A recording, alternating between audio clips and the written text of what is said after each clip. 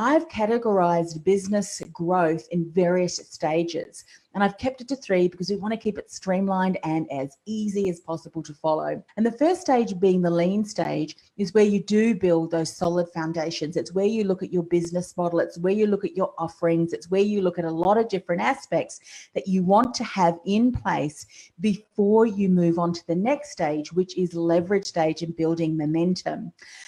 But often what I see people doing, business owners doing, is they rush through the foundation stage. They don't really get everything in place, but rather they focus on building momentum. So that's a lot of the tactics, a lot of the marketing strategies, such as write a book, start a podcast, speaking, Facebook ads and other paid advertising, hiring a lean team. There's a lot of different things that goes into the building momentum, the leverage stage. Now, don't get me wrong. All of these things are fantastic tactics. They're great ways to really build the momentum upon which you're already established and already generating some great success. However, these particular tactics in the right time are going to make a difference and really help you to take what you've already built and build the momentum.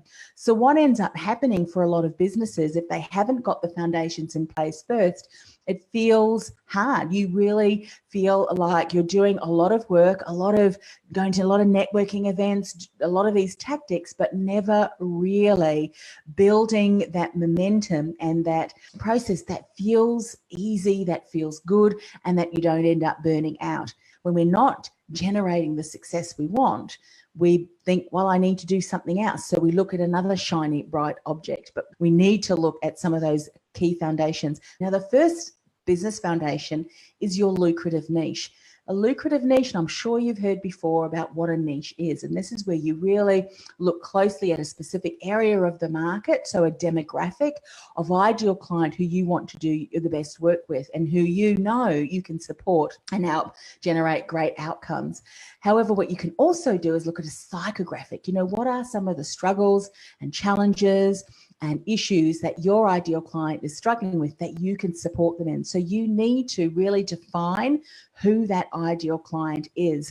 Now, if you don't know the words that they use to describe their issue, if you are not able to list 10 to 20 different things that your ideal client is struggling with, and so that you know exactly who he or she is and what is going to capture his attention and really continue to provide value in what you're sharing online, whether it be through a podcast or if you're doing a Facebook Live or if you're writing articles, if you're not speaking in to the issue and the challenge of your ideal client and getting comments back, then, such as, hey, that was fantastic, can't wait to learn more from you, and they start to hang out or even stalk you, so to speak, then you need to be even more clearer on your lucrative niche. And why I say lucrative niche is there are often real needs in a specific area of the market, yet do they have a specific reputation for not only realizing that they've got an issue, but willing to invest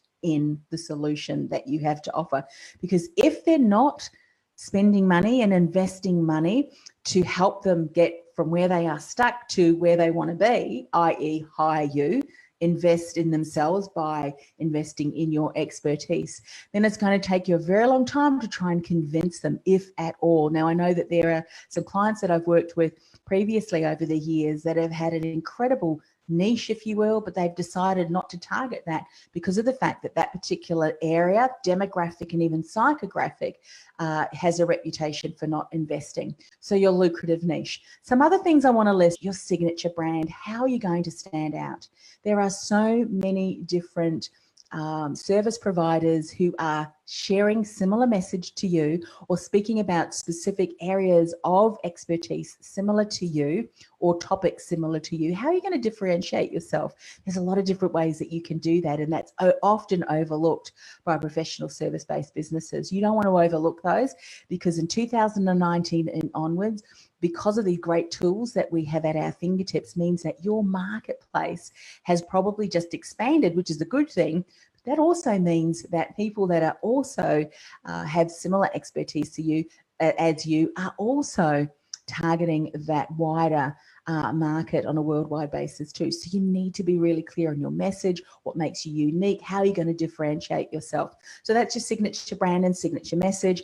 You need to look at your signature system. This is IP, your particular expertise, the steps that you take clients through. It's repeatable.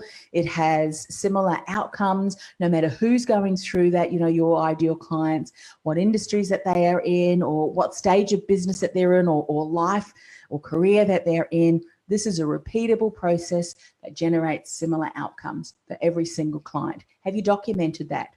Have you given that a unique name? Have you trademarked it? So seen an IP lawyer. These are all things that you need to consider, because your signature system can become a sub-brand on its own and really begin to make an impact in the marketplace.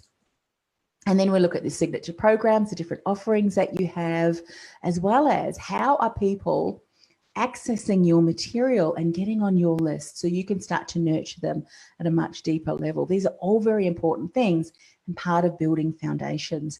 And then once you have that in place, you've rolled it out, you've gotten great results already. So you've got this repeatable system that you know works in that column of the lean stage, building those business foundations and getting them working for you. Then you can start looking at upscaling the marketing tactics so that you can start to get your content in front of more people. Not getting your content in front of more people before you've even really defined and distinguished what it is that you're speaking into the market. How are you challenging the status quo? How are you different? What are you doing that is generating results far quicker, far easier, in a different way than what everyone else is speaking about in your industry? These are all things that you need to consider before you even start to think about different marketing tactics.